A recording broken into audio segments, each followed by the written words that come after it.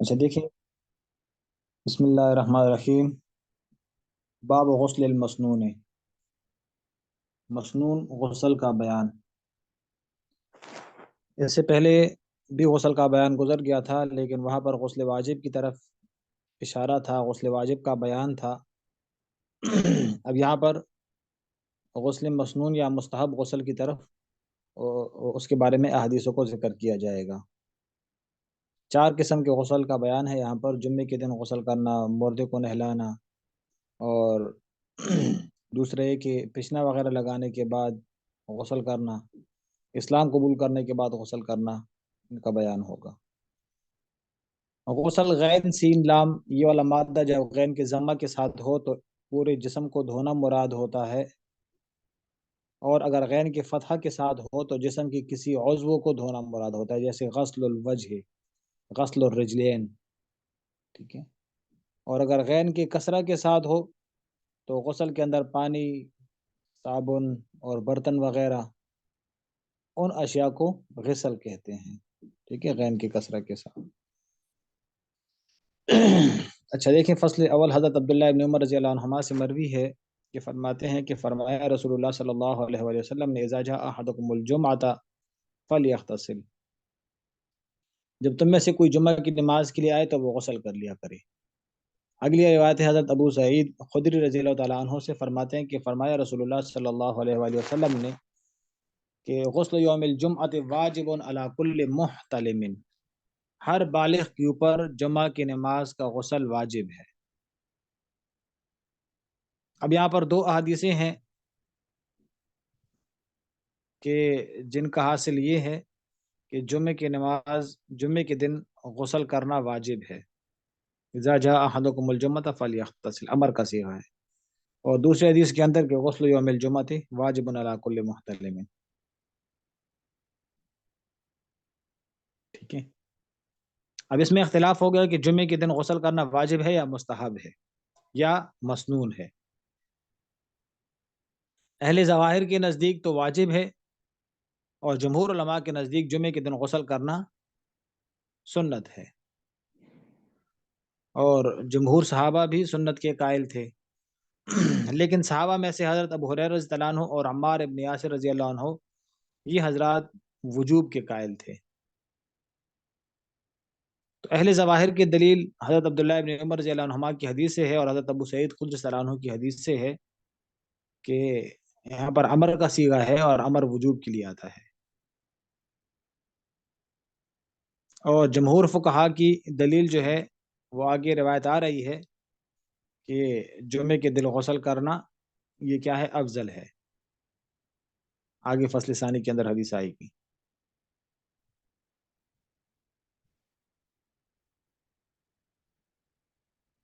اور جہاں تک اس حدیث کی روایت ہے، اس حدیث جو یہاں پر امر کا صیغہ آیا ہے، تو جمہور علماء اس کا ایک تو یہ جواب دیتے ہیں کہ یہاں پر امر استحباب کے لیے ہے،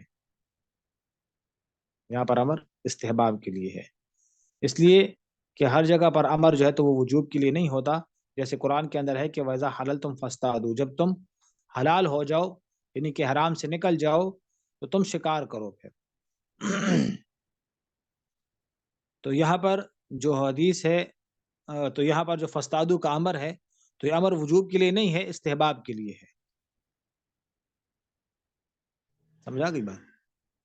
تو اس طرح کیونکہ احرام سے نکلنے کے بعد شکار کرنا واجب تو نہیں ہے، حالانکہ قرآن میں امر آیا ہے، لیکن پھر بھی واجب نہیں ہے۔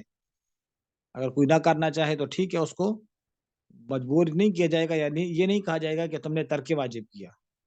تو یہاں پر بھی قرینہ اس بات پر موجود ہے کہ یہ غسل، یہ امر استحباب کے لیے ہے، وجوب کے لیے نہیں ہے، اور قرینہ یہی ہے کہ دوسری احادیث بھی اس کے مقابلے میں موجود ہیں کہ جہاں پر جمعے کے دن غسل کرنے کو افضل قرار دیا ہے، اور افضل استحباب کے مقابلے میں آتا ہے۔ سمجھا کی بات؟ تو اس لیے یہاں پر امر وجوب کے لیے نہیں ہوگا، استحباب کے لیے ہوگا۔ اور اس کا ایک جواب یہ بھی ہو سکتا ہے کہ یہ غسل ابتدائی اسلام میں واجب تھا لیکن پھر موقوف ہو گیا۔ ابتدائی اسلام کے اندر تاکہ لوگوں کو جمعے کی نماز کی اہمیت معلوم ہو جائے اور جمعے کے دن صفائی کی اہتمام ان کے ذہنوں کے اندر بیٹھ جائے۔ تو اس وقت یہ تھا، لیکن پھر یہ بعد میں یہ حکم موقوف ہو گیا۔ بہرحال جمعے کے دن غسل کرنا بہتر ہے، اور احتیاط اسی میں ہے کہ اس کو واجب نہ کہا جائے، ضروری نہ کہا جائے، سنت کہا جائے۔ سمجھا کی بات؟ اچھا، حضرت ابو ہریرہ سے مروی ہے کہ رسول اللہ صلی اللہ علیہ وسلم نے ارشاد فرمایا حق علی کل مسلم۔ اس حدیث سے بھی ظواہر استدلال کرتے ہیں، اس سے بھی استدلال کرتے ہیں کہ جمعے کے دن غسل کرنا واجب ہے۔ ان یغتسل فی کل 7 ایام یوما یغسل فیہ رأسہ وجسدہ، کہ لازم ہے ہر مسلمان کے اوپر کہ وہ ہر 7 دنوں کے اندر غسل کرے اور اس میں اپنا سر اور اپنا جسم اور اپنا سر وغیرہ دھو لے۔ ایک تو جمعے کو غسل میں اختلاف ہے، اور یہ دوسرا اختلاف کہ ہفتے میں ایک دفعہ غسل کرنا واجب ہے کہ نہیں۔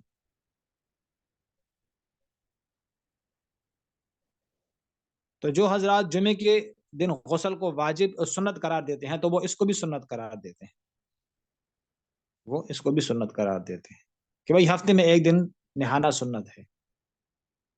سمجھا کی بات؟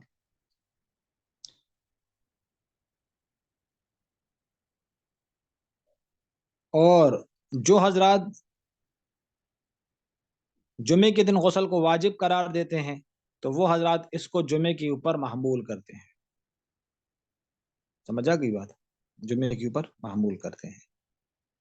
تو اصل میں احادیث کے اندر جمعے کی نماز کے لیے بھی غسل کا لفظ آیا ہے، جمعے کے دن کے لیے بھی آیا ہے، اور پورے ہفتے میں بھی ایک دفعہ غسل کے الفاظ معلوم ہوتے ہیں، یوم الجمعہ، صلاۃ الجمعہ، ٹھیک ہے، اور پورے ہفتے میں ایک دفعہ غسل کرنا۔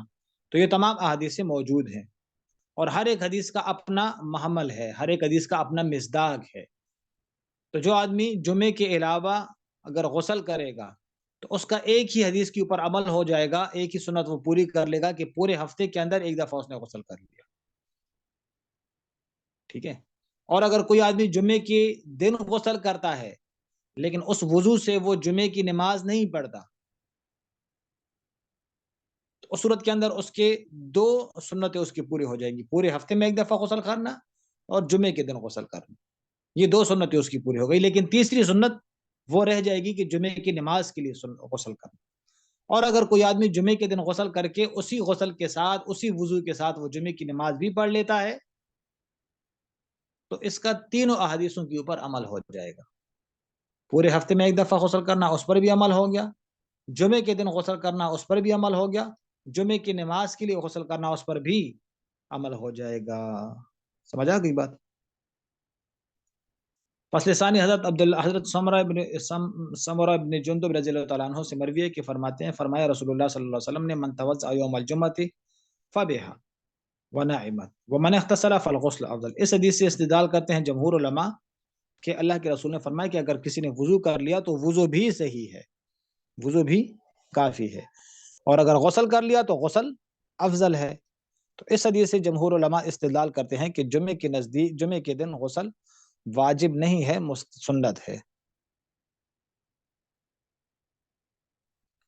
اچھا، حضرت ابو ہریرہ سے مروی فرماتے ہیں کہ فرمایا رسول اللہ صلی اللہ علیہ وسلم نے من غسل میتا فلیغتسل، جس نے مردے کو نہلایا تو وہ غسل کرے، جس نے مردے کو نہلایا تو وہ غسل کرے۔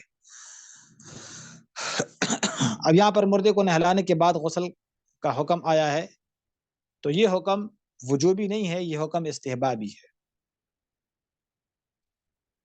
یہ حکم وجوبی نہیں ہے، استحبابی ہے، کہ اگر کسی نے مردے کو نہلا لیا تو اس کے بعد مستحب طریقہ یہ ہے کہ وہ خود بھی غسل کر لے، کہ ہو سکتا ہے کہ اس کی چھینٹیں اس کے اوپر پڑی ہوں اور کئی جسم نجس نہ ہو گیا ہو، تو خود بھی غسل کر لینا چاہیے، لیکن اگر نہ کیا تب بھی کوئی گناہ نہیں ہوگا۔ لیکن اگر یقین ہو کہ اس کو غسل دینے سے اس کا جسم نجس ہو گیا، کوئی نجاست اس کے جسم کے اوپر لگ گئی، تو اس جگہ کو دھونا واجب ہوگا پھر، ٹھیک ہے۔ حضرت عائشہ رضی اللہ تعالی عنہا سے مروی ہے کہ بے شک نبی کریم صلی اللہ علیہ وسلم یغتسل من 4 4 چیزوں سے وہ غسل کرتے تھے، ایک تو جنابت سے، اور دوسرا جمعے کے دن، اور تیسرا حجامت سے، ومن غسل المیت، اور تیسرا میت کو غسل دینے سے۔ اب یہاں پر 4 چیزوں کے بارے میں فرمایا کہ ان کاموں کے بعد اللہ کے رسول غسل کرتے تھے۔ یہاں پر بات یہ ہے کہ کیا اللہ کے رسول نے کسی مردے کو نہلایا ہے؟ اللہ کے رسول نے کسی مردے کو نہلایا ہے؟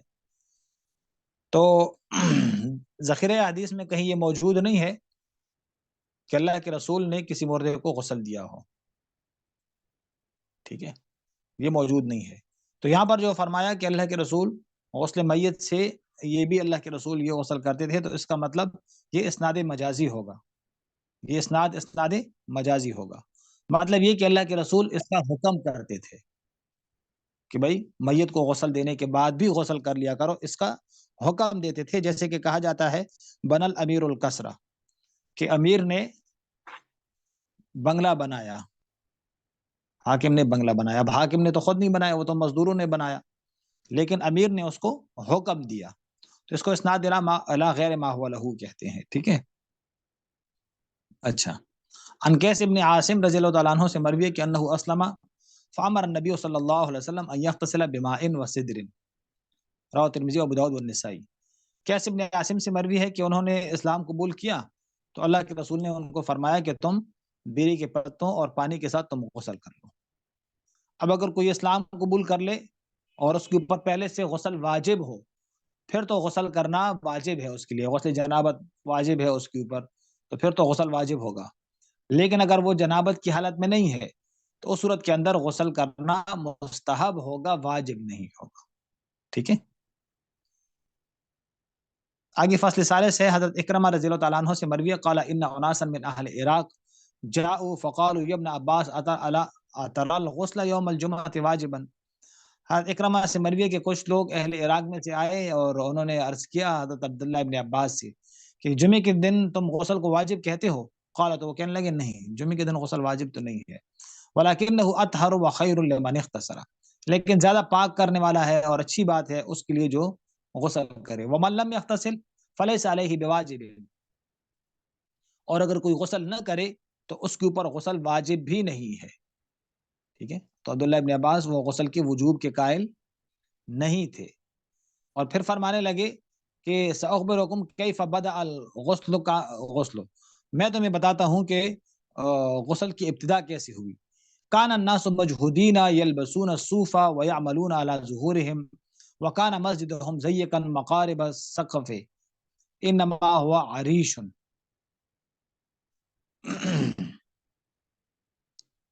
کہ لوگ محنت مشقت کرتے تھے، محنت مزدوری کرتے تھے، اور موٹا کپڑا صوف یعنی موٹا کپڑا وہ پہنتے تھے، اور پیٹ کے اوپر وہ کام کرتے تھے، مزدوریاں کرتے تھے، بوجھ اٹھاتے تھے، اور ان کی مسجد بھی تنگ تھی، وہ مقارب السقف، اور چھت نیچے تھی، انما ہوا عریش، اور وہ کھجور کی چھت تھی۔ تو فخرج رسول اللہ صلی اللہ علیہ وسلم فی یوم حار، تو رسول اللہ صلی اللہ علیہ وسلم ایک دفعہ سخت گرمی میں نکلے، وعرق الناس فی ذلک الصوف، اور لوگ اس اون کے کپڑوں میں، اس موٹے کپڑوں میں ان کو پسینہ آ رہا تھا، حتی صارت منہم ریاح عذاب بذالک بعضهم بعضا، یہاں تک کہ اس سے کچھ بدبو سی پھیلنے لگی اس پسینے سے، جس سے بعض کو بعض سے تکلیف پہنچنے لگی۔ فلما وجد ذالک فام وجد رسول اللہ صلی اللہ علیہ وسلم تلک الریاح، اللہ کے رسول نے یہ بو محسوس کی تو فرمایا یا ایھا الناس اذا افضل یجد من دهنه وطیبه، اے لوگو جب یہ دن ہو، یعنی جمعے کا دن ہو تو نہال اور فلیمس احدکم افضل منه وطیبه، اور تم میں سے اگر کسی کے پاس اچھا سا تیل ہو، خوشبو ہو تو وہ لگا لیا کرو۔ قال ابن عباس فرماتے ہیں کہ ثم جاء الله بغیر الصوف، پھر اللہ تعالیٰ نے مال دولت عطا فرمایا اور وہ صوف کے علاوہ نرم کپڑے اور باریک کپڑے پہننے لگے، ٹھیک ہے۔ پہلے تو موٹے کپڑے ہوتے تھے نا، اب عمل سے وہ رک گئے، ان کی ہوتی تھی، اب ووسع مسجدهم، مسجد بھی وسیع ہو گئی۔ تو ذهب بعض الذی کان یؤذی بعضهم بعضا من العرق، تو وہ جو پسینے سے بعض سے تکلیف پہنچتی تھی وہ والی بات ختم ہو گئی. تو جب وہ بات ختم ہو گئی تو اللہ کے رسول نے تو اسی وجہ سے غسل کا حکم دیا تھا.